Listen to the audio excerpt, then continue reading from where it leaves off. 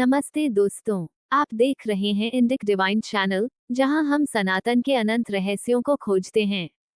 दोस्तों, आज हम बात करेंगे उस दिव्य शक्ति की, जिसका नाम लेने मात्र से श्री कृष्ण का हृदय पिघल जाता है। वो शक्ति, जो स्वयं आनंद और प्रेम की मूर्ति हैं। जी हाँ, हम बात कर रहे हैं श्री कृष्ण की हलादिनी शक्ति, श्री राधा रानी के बारे में।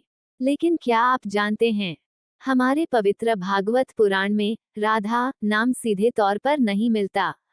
और इस कारण कुछ अर्धज्ञानी लोग तर्क करते हैं कि जहां भागवत पुराण में राधा नाम का उल्लेख नहीं है, वहां राधा रानी केवल मात्र एक काल्पनिक चरित्र है, जो कुछ भक्तों द्वारा रची गई है।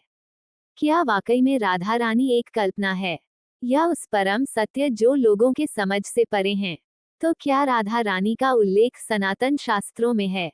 अगर है, तो कहाँ और क्यों उनका नाम भागवत पुराण में छुपाया गया है? आइए इस गूढ़ रहस्य को शास्त्र प्रमाणों के साथ समझते हैं।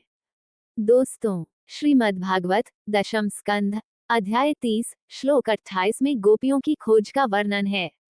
वहाँ एक पंक्ति आती है, अनया राधिता नून भगवानेन हरि ईशः, अर्थात इस गोपी ने ही भगवान को पूर्ण रूप से राधित किया है।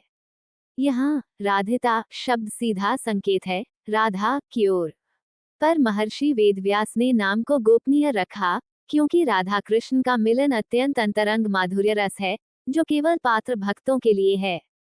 पद्म पुराण उत्तरखंड में राधा को वृषभानु की पुत्री के रूप में वर्णित किया गया है। वृषभानु सुता राधा कृष्ण प्राणाधिका सदा, अर्थ वृषभानु की पुत्री राधा, जो सदैव कृष्ण से भी अधिक उनके प्राणों से जुड़ी हैं। यहाँ राधा जी का नाम स्पष्ट और महिमा असीम रूप से प्रकट है। नारद पुराण में भी कहा गया है, राधा कृष्णमयी प्रोक्ता कृष्णा राधामयी तथा, अर्थात राधा कृष्णमयी हैं और कृष्ण राधामयी हैं। यहाँ राधा को परम हलादिनी शक्ति बताया गया है, जो बिना श्री कृष्ण के अधूरी नहीं और कृष्ण उनके बिना पूर्ण नहीं। स्कंद पुराण के वृंदावन महात्म्य में उल्लेख किया गया है कि राधाया सहिता नित्यम व्रजमंडल मंडितः, अर्थात श्री कृष्ण सदैव राधा के साथ व्रजमंडल में विहार करते हैं। ये श्लोक सिद्ध करता है कि वृंदावन की लीलाओं में राधा रानी सदा उपस्थित हैं। देवी भागवत पुराण आदि शक्ति रूप में भी वर्णन किया गया है कि राधा नामन्येव सा देवी कृष्ण वामार्क संस्थिता, अर्थात वो देवी राधा नाम से जानी जाती हैं, जो सदा कृष्ण के वाम अंक में विराजमान रहती हैं। यहाँ स्पष्ट है, राधा जी केवल गोपी नहीं, बल्कि स्वयं आदि लक्ष्मी और अनंत ब्रह्मांडों की माता हैं। गरुड़ पुराण कहता है, राधा दर्शन मात्रेन मुच्यते सर्व किल विषय, अर्थात केवल राधा के दर्शन से ही जीव समस्त पापों से मुक्त हो जाता है। गोपाल तापनीय उपनिषद नाम के इस वैष्णव उपनिषद में कहा गया, राधाया हलादिनी शक्ति कृष्णेन सह नित्य योगिनी, अर्थात राधा हलादिनी शक्ति हैं, जो श्री कृष्ण के साथ नित्य योग में रहती हैं। ब्रह्मवैवर्त पुराण में भी राधा जी के प्राकट्य स्वरूप और कृष्ण के साथ अनादिकाल से उनके नित्य संबंध का विस्तारपूर्ण वर्णन है।